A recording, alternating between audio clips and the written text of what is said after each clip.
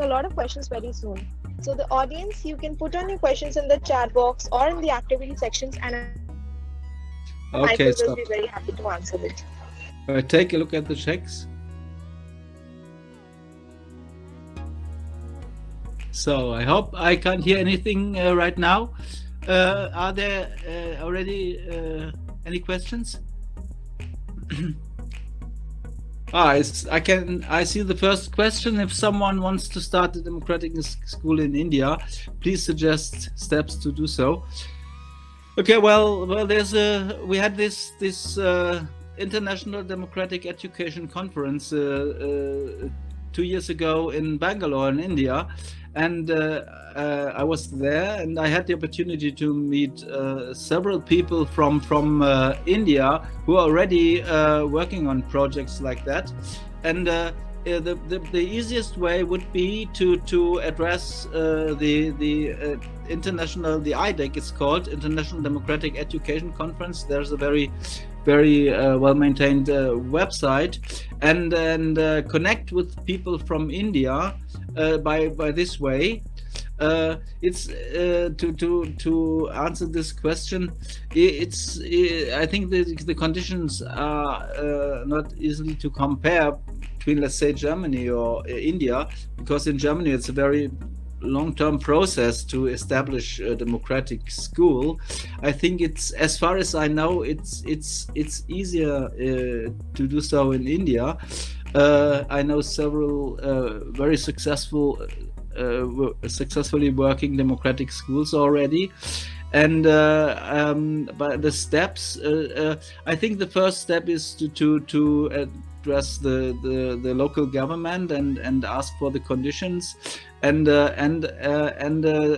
normally it's the parents of the students who are interested in such a process are the ones who start to or who enter the process to establish such a school. So it's important to make contact with the government and the local authorities who are in charge of school issues, and then find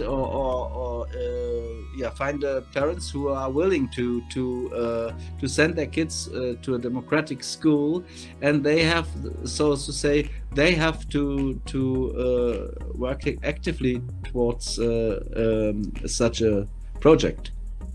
But my advice would be address via or use the EUDEC network, the International Democratic Education Network. You can find this on the website, to connect with people from India who are already who've already established democratic schools in India.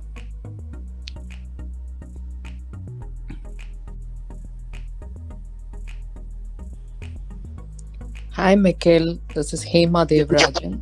Hi. It was a nice sharing about the democratic way of schooling for the students.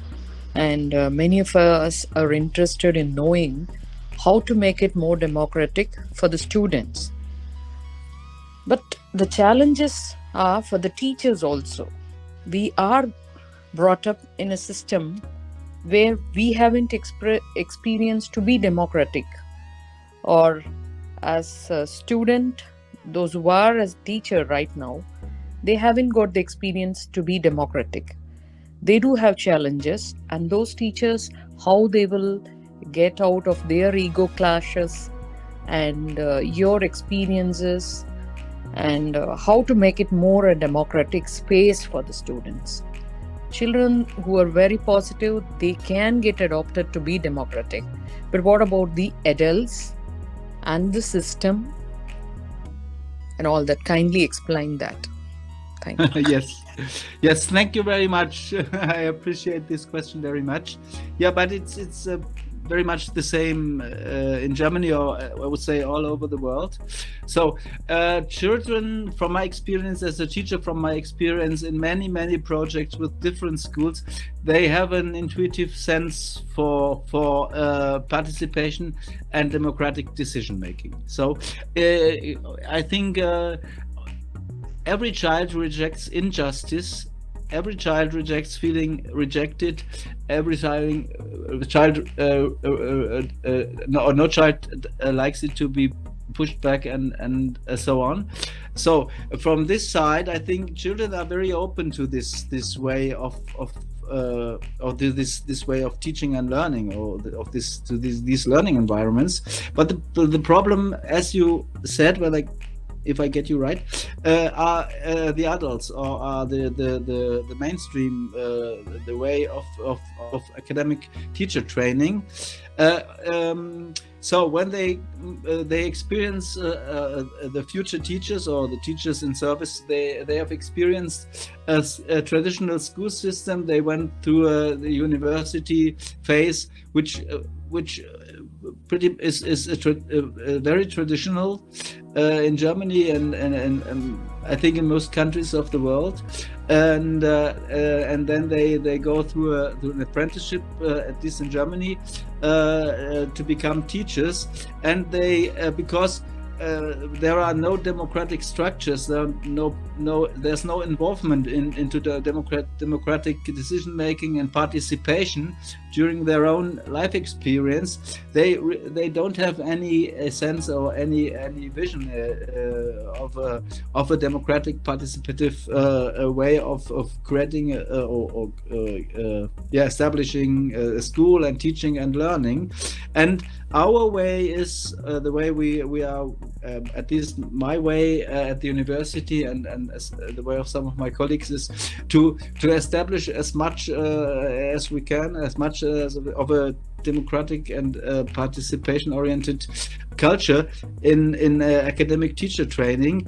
But I can, from my own experience, I can only tell you there are only very few students who are open who open up to this new perspective, because they are socialized in a not undemocratic system, but they are socialized in a non-participative, so to say, culture.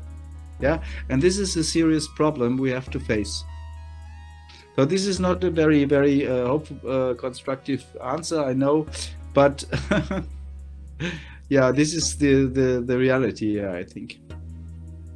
So we have to implement as much participation as we can, as much democratic decision making as we can into the whole system, from the early childhood institutions, from the kindergarten, or what's called in India maybe, to primary school, to secondary, to school, to university, and so on. Thank you. Yes, welcome. Sir, we are expecting more questions.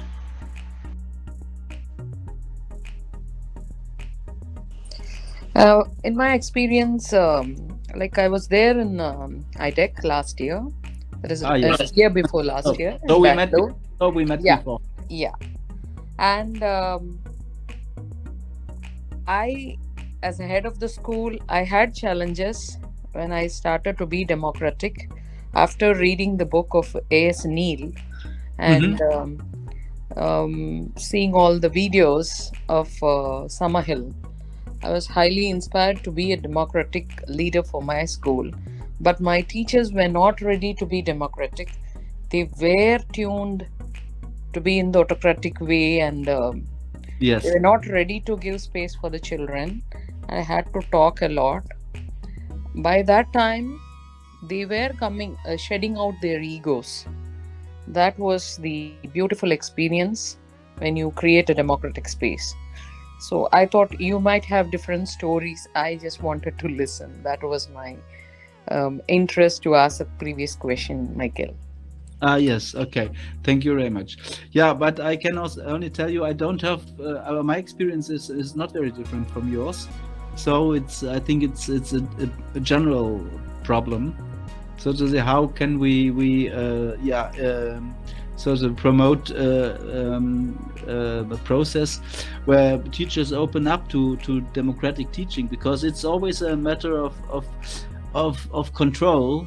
yeah, and school functions very much based on have control over the situation, control over kids, and I realized that the most important point is to change the perspective on children and on childhood in general. Yes, so that we have to move on from this traditional way of seeing children as not fully developed and not being able to make decisions concerning their own lives and their belongings. So towards a perspective to regard or to look at children as very competent, yeah, to make decisions and conduct their own interests in life, so to say.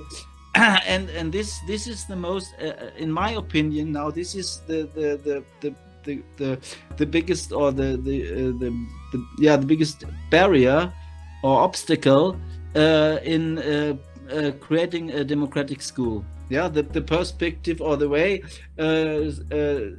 teachers see children in a very traditional, hierarchical way. Yeah, And very so beautifully said, but it's a student space.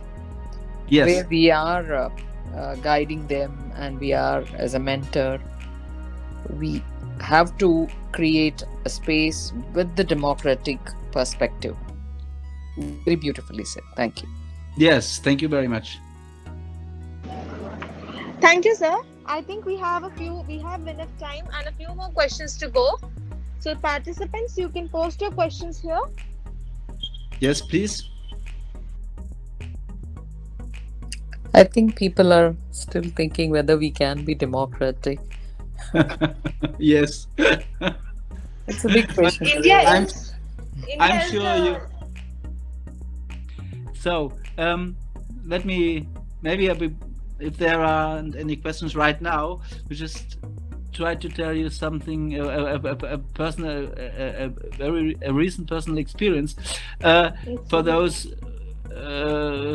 I mentioned this EUDEC, this conference, which is also EUDEC is also a network, a global network of democratic teaching and or democratic teachers. And this year the conference should be held in Nepal, in Kathmandu, in a very special place. I visited several times during the last years, but it wasn't. But due to this pandemic situation, it wasn't possible. But I can tell you, I've been to this place where the EUDEC was supposed to be this year, or to happen this year, and I've seen democratic education under the conditions of Nepal, and situated in the culture of Nepal. And I think it's in some way maybe comparable, as far as I know, and from what I've seen in different countries and also in India, it's comparable. And it's so beautiful to see a fully functioning democratic school setting, which is respecting or implementing the human rights or the children's rights on a broad scale. So I think, and from the last few years, from participating in this global network of democratic education, I think it's the countries like India, for example, or countries like Nepal, countries like South Korea, and so on, in Asia especially. They are already far ahead. Those schools I know pretty well. They are already far ahead in creating such a democratic atmosphere, because the demand in society for change, for change on a global perspective is very high.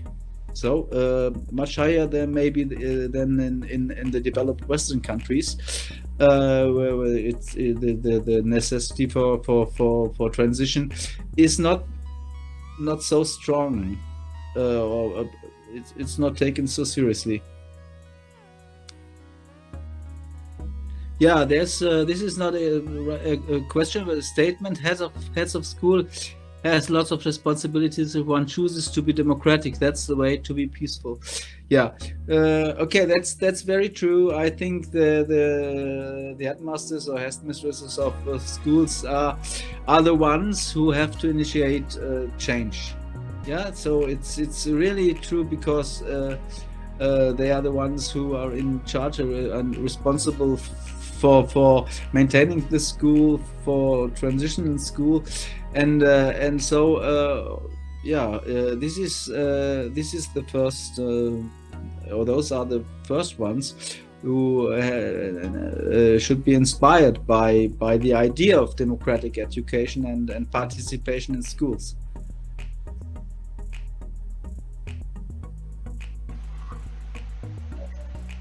Yeah, that's very true. Yes, sir. I think what you're saying is absolutely resonating with us on a lot of aspects, because I was just thinking, in the back of my mind, that India is the largest democracy, but then when it comes to education, which is actually the building block of any country, I think as a civilization, all of us could use democratic and consent-based methods, to actually involve everybody and move towards something that what we can call as a holistic education. Yes. And I won't even say that it is an advanced method of education. It's just the right method of education. So thank you so much for enlightening us today, sir. I think it was very wonderful for all of us, all the audience present today. The way you connected with us on a lot of points, I think it got all of us thinking. And Yes. we would definitely love to collaborate with you in future, sir. I'm not only talking about myself, but I'm sure all the educators today here were in awe of what you were saying. Yes, thank you very much, for your comment. Yes, you can find my email address in the presentation. Please contact me, if you think it is meaningful and it takes the whole thing further. I'm very proud and happy that I had this opportunity to talk to you today, and I'm very much interested in the global transition of education myself, of course. Yeah, thank you very much. I wish you. Yeah, there it is. Yeah, you can address me and for whatever purpose or intention. Thank you very much for giving me this opportunity to talk to you today, and I feel very much connected to you now. This was a very, very, very fruitful and wonderful experience for me too. Thank you very much. Bye. Have a nice day. Hope to see you Have a great again day, one day. sir. Thank you, for the Michael. participants. Thank you.